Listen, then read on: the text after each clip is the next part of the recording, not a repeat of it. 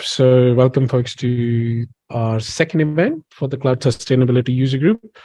Tonight, Leah from Google, who is an APAC Solution Lead and a sustainability champion at Google, is going to share her thoughts on enabling climate resilience using technology, which is very exciting. As always, this meetup is proudly hosted by Innablr and Educates.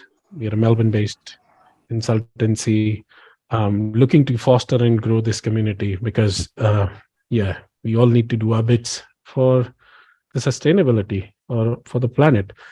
Just really quickly, before, again, as I said, before we dive into the main event, really quickly, I wanted to touch on the mission side of things. I think the purpose of this user group, as we've said last time as well, to bring everyone together in the cloud IT space and look at how we can share some knowledge, how we can share some techniques in supporting, sustainability or achieving our environmental sustainability goals. Obviously, this is a very new practice, or this is a very new area of conversation, especially in Australia. But there's a lot of movement across organizations where folks are looking to adopt certain achieve certain sustainability goals, and cloud has a part to play in it. And as we saw last time, whilst cloud is not the heavy hitter right now, but over the next few years it will grow, and cloud would be one of the key contributor to the carbon emissions. So without going too much into it, I would humbly request you all to join the user group, share it with your folks, share it with your team, and get them to collaborate on this. These meetups are all virtual at the moment. We do not plan to host any in-person events, so they can be far-reaching and wide-reaching as well. Humble request, get your friends and folks to come and join this user group. And that's pretty much it from me. So tonight's session is going to be about, as I said, enabling climate resilience via technology. And Leah from Google is going to talk about Google's initiatives and generally what all of this is about. And I think that's all me. Thank you, everybody, for joining today. This is a topic that is very near and dear to my heart. So my role is I am the APAC Solution Lead at Google Cloud for Geospatial and Sustainability, and I'm gonna talk quite a bit tonight about where those two intersect. So I know that we're all here because we're interested in sustainability, but I wanted to start with a little bit of the background context that we see every day. So straight into the science, according to the IPCC report, in order to keep our global mean temperature rise to 1.5 degrees C, we have to make serious changes right now. We need to globally reach net zero by 2050. Not only that, we need to reduce our emissions as soon as possible. We really can't wait until 2050 and then, somehow flip the switch, because carbon dioxide is extremely long-lived in the environment. So I'm sure you guys are all familiar with this, but with it, a median life of hundreds of years, we can't just click the switch and all of a sudden, global warming stops. So unfortunately, even if we could do that, even if we could stop all of our net emissions right now, it's not going to stop the changes that are already in place. And so there is a need for adaptation to really these extreme climate events that we're already seeing. In addition to mitigation, we need to do them both at the same time. So not only that, we need to do it in a way that is generationally fair. So this is a quote from the World Commission on Environment and Development, which published a report in 1987 called Our Common Future. And this became known as the Brundtland Report. And this is now the accepted definition of sustainable development, which is development that meets our needs without compromising the needs of future generations. As if that weren't complicated enough, we also need to do it in a way that ensures that we are making a sustainable future for everyone. These are the UN Sustainable Development Goals. I can see people nodding their heads. These are the guardrails to ensure that we are doing exactly that. We need to, make a sustainable future without increasing poverty, without harming our existing ecosystems, without increasing inequality, and really decarbonization is not the only problem that we need to solve. And the UN Sustainability Development Goals make that very clear. It's actually a really nasty, thorny problem that we need to solve all at once. And that's one of the reasons why companies are starting to report on what is called the triple bottom line, not just profit, but planet, people, and profit. So that's the very, very super fast overview of the, the natural side of things. But, in light of the huge strides that we need to make, we're seeing a huge expectation, not only on companies to step up and do their part, but also this is now being enforced with regulation and legislation around the world. So I'm sure people on this call are familiar with the TCFD. If you're not, it stands for the Task Force on Climate-Related Financial Disclosures, which has been hugely influential. A lot of countries have already adopted this as a framework that companies have to report on. In the US, they're still considering it. Same in Australia, we're still considering how we're going to implement that. But in Hong Kong and Singapore, that's already in place. And as we've seen in our lovely neighbor, New Zealand, they've taken the TCFD and said, hold my beer, I'm going to one-up you. They have extremely progressive legislation. So not only, and this has gone into effect actually this year, not only do they need to report on scope 1, 2, and 3 emissions, physical and transition risks, but they also need to do climate modeling. They need to model out what various environmental scenarios look like and report on how that's going to impact on their business. In addition, you're probably seeing the effect of legislation in the EU on the businesses that you work for, because we just live in a global world now. There's no way around it. So the EU has very stringent reporting standards. If you live in the EU, your company is based in the EU, or a certain percentage of your profits are in the EU, and that's ramping up year on year and what you have to report. Not only that, they've got draft legislation that is making people ensure that products that are sold in the EU don't contribute to deforestation. And that assurance has to take the effect of something other than a certification. You need to provide proof. And the UN has released recommendations on what a real net zero pledge needs to look like, and those are also really stringent. So that's the legislative background to all of this. So between the urgent need to change our behaviors and this rapidly changing legislative landscape, there's a huge opportunity for technology to make a real difference.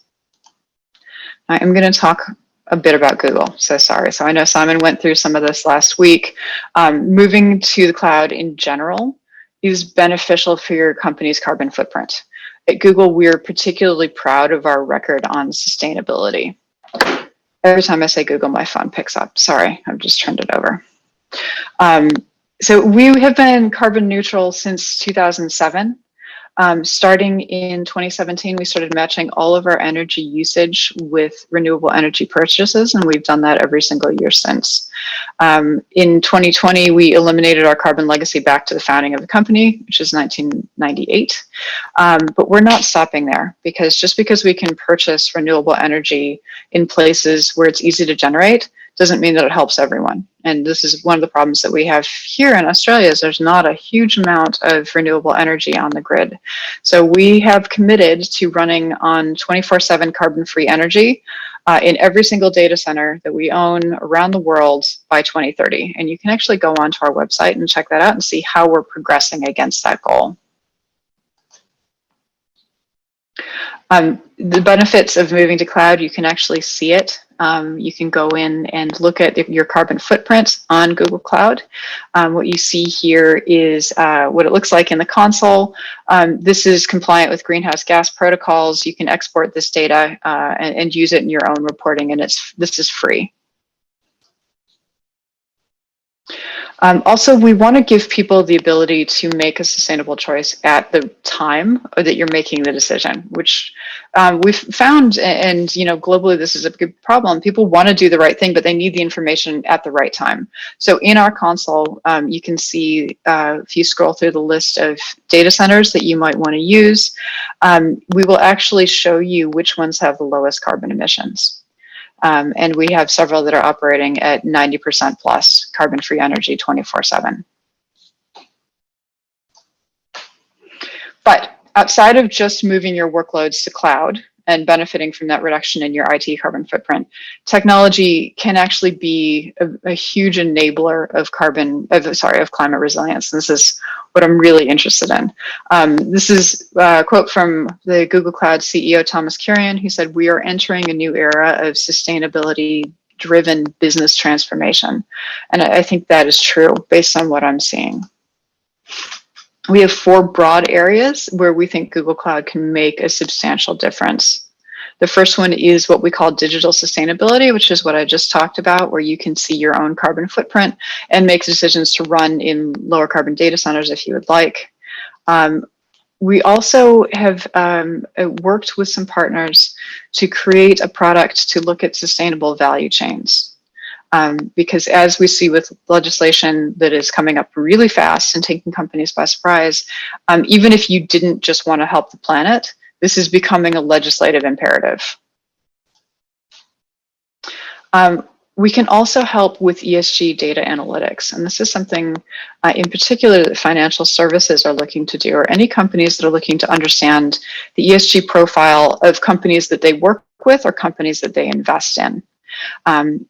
So that they can, make sure that they're not contributing to environmental damage.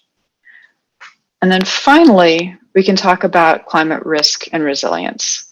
And this is really where I'm going to focus today, because this is what I do. This is my day job. And what we're saying is making use of Earth observation data is all of a sudden gaining a huge amount of traction in the market as people begin to understand what can be done. There's certain segments of the market that have always done this, like government agencies. The interesting thing is how that it's really taken off in commercial industries.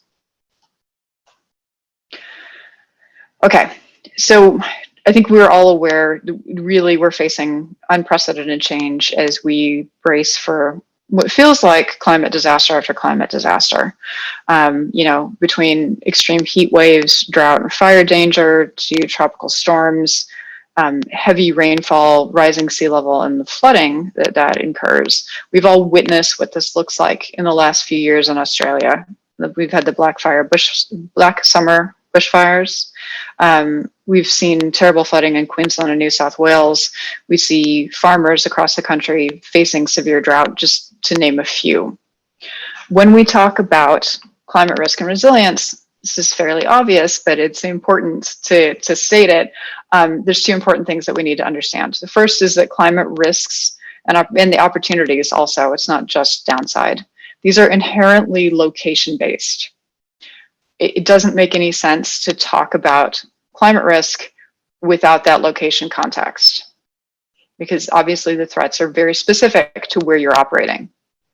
And secondly, tackling the impacts of climate change, both from an adaptation and a mitigation side, means that we need to become really comfortable with really huge data challenge. We're talking about really large data volumes, petabytes of data, that we need to be able to analyze, and that's very new for a lot of organizations. Not only that, we need to be collaborative and innovative, but above all, transparent. If we don't have transparency in both our data and our methodology, we will not gain public trust. And without public trust, it will be impossible to effectively collaborate for any sort of meaningful change.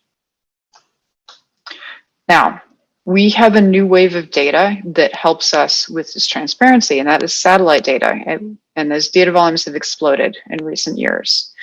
To give you an idea, in 2019, there were about 1,000 commercial and government satellites orbiting the Earth, which seems like an awful lot until you realize that in the middle of last year, we had more than 4,200.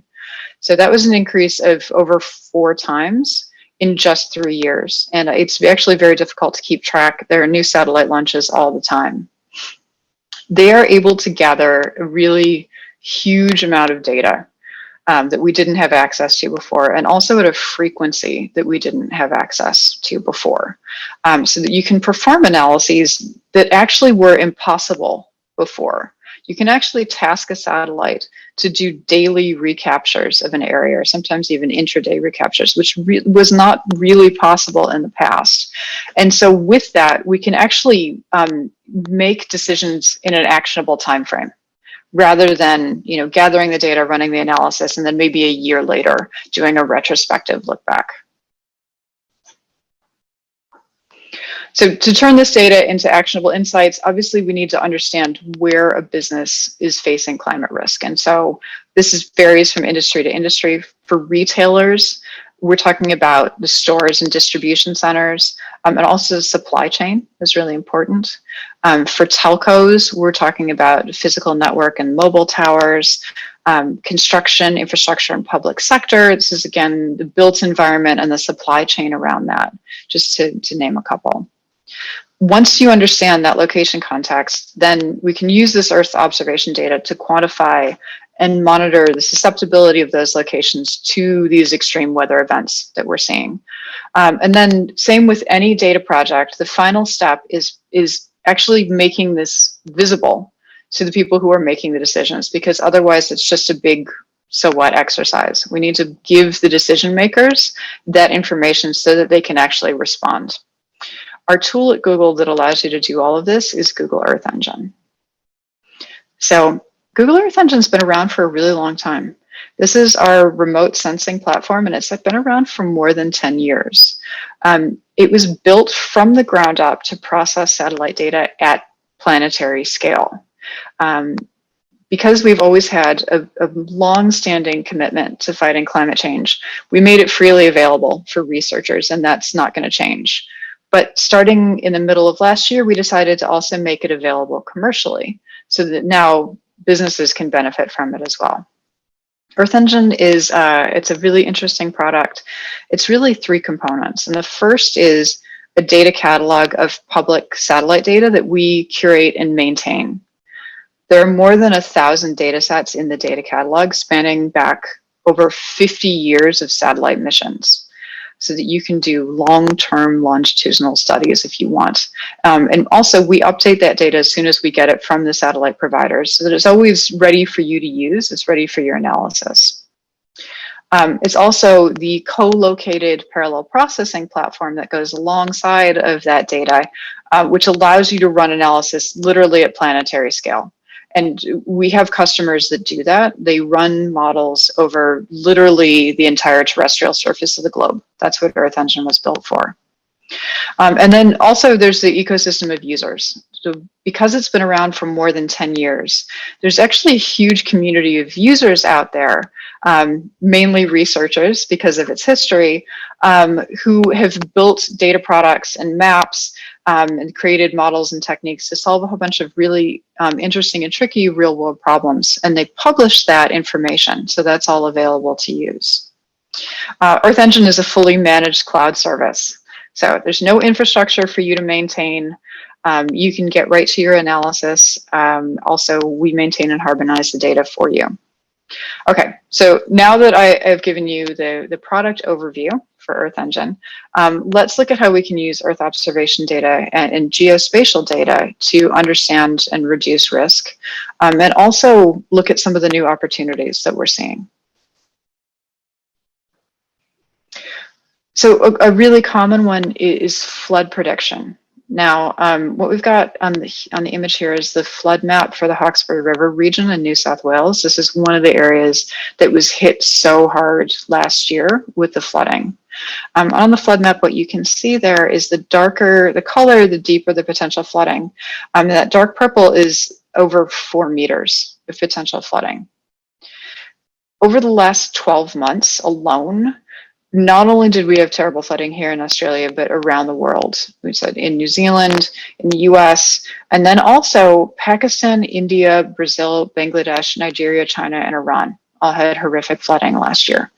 These flood events are just becoming much more frequent and also more extreme. So organizations really need to understand the impact on their business. For financial services, this comes up a lot because it's essential for their portfolio health to understand the flood risk. And then any business that has any sort of physical assets needs to understand this so that they can do forward planning. There was a really interesting example that I saw in Queensland. There was a Bunnings warehouse that was flooded twice in less than 2 months. And Bunnings obviously had a really good business reason for keeping that warehouse because they didn't just abandon it. They actually replaced it with a 2-story flood resilient warehouse. So they were actually able to adapt to these conditions and reduce their future losses. But as the climate continues to change, we can use satellite data sets to understand this flood risk and minimize risk for businesses and also guide their future investment. Let's have a look at drought. So according to the ANU, farm profits have fallen 23% in the last 20 years. We're seeing increased periods of drought and larger areas of drought as well that are affecting crop and pasture land health. What you see on the screen is an analysis of field health, where the green is healthier vegetation and the brown is stressed vegetation. And this was done using satellite data. This is actually a very well-known technique, understanding vegetative health using remote sensing. And so this is very easy to do in Earth Engine. So for public sector, they're interested in monitoring these sort of conditions so they can preemptively offer assistance. We actually see quite a bit of interest in agribusinesses who are trying to help their customers adapt to climate change and offer the best advice to their customers. And then of course, financial services as well, who are providing loans and insurance based on expected crop yields.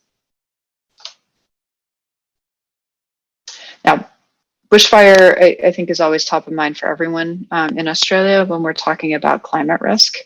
One thing that we can do with satellite data is monitor for contributing factors that predict bushfire risk. We can look at the potential fuel load in the forests, the dryness of the ground, and also how much of the surrounding area has been burnt already.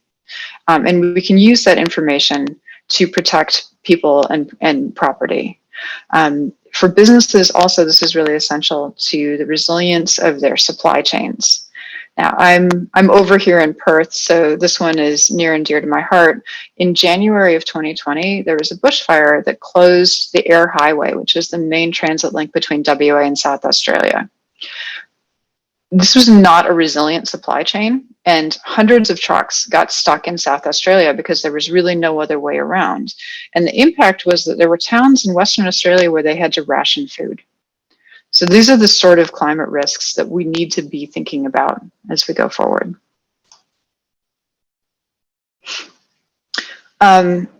Global warming, obviously, fugitive emissions are a huge contributor. And by fugitive emissions, I mean accidental emissions that are released into the atmosphere. These are very common in oil and gas activities, also with refrigeration and with coal mining, all of which we have in Australia. What you see on the image there is fugitive methane emissions from an oil well. And this was captured by a satellite called GHGSat, which is one of the newer satellites specifically launched to help track greenhouse gas emissions. Now, methane has 84 times the warming potential of carbon dioxide. So tracking down these fugitive emissions can make a huge impact on the environment. Not only that, there's huge reputational risk for businesses. And price as well. So in the US, the Inflation Reduction Act has attached a price to excess greenhouse gas emissions that goes into effect next year, and it's going to ramp up over subsequent years. So using satellite data to find and track pollution and emissions not only helps reduce the environmental impact, but for businesses, also the regulatory and reputational damage associated with it. And then we are seeing opportunities as well. One of them is sustainability-linked loans, which is kind of a new finance product, but it's growing in demand because companies are looking for ways to enhance their own ESG profile. With sustainability-linked loans, both the lender and the borrower need to assure that their projects are meeting performance targets by monitoring things like biodiversity, carbon sequestration, forest health, and water usage. And all of these are, again, well-known problems to solve with remote sensing. So using satellite data to do this analysis, and then Earth Engine really can do this at any scale. And another huge opportunity, carbon trading and offset programs. Carbon markets aren't new. At COP27 last year, what we saw is that more than 2/3 of the countries are planning to use carbon markets to meet their nationally determined contributions to the Paris Agreement. One of the issues, though, is that validating and verifying carbon sequestration has been a very long and expensive process.